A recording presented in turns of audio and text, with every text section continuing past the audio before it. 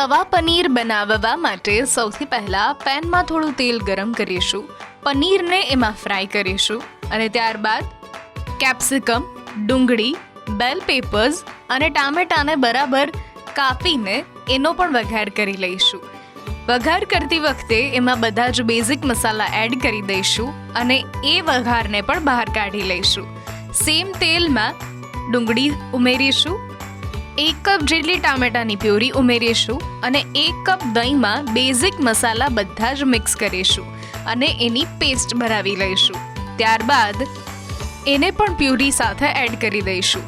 બધું જ બરાબર મિક્સ થઈ જાય ત્યારબાદ શાહી પનીર મસાલા એડ કરીશું અને બધા જ વેજીટેબલ સાથે પનીર પણ ઉમેરી દઈશું. 5 મિનિટ સુધી ધીમી આંચ ઉપર એને કૂક થવા દઈશું. તૈયાર છે આપણા તવા પનીર.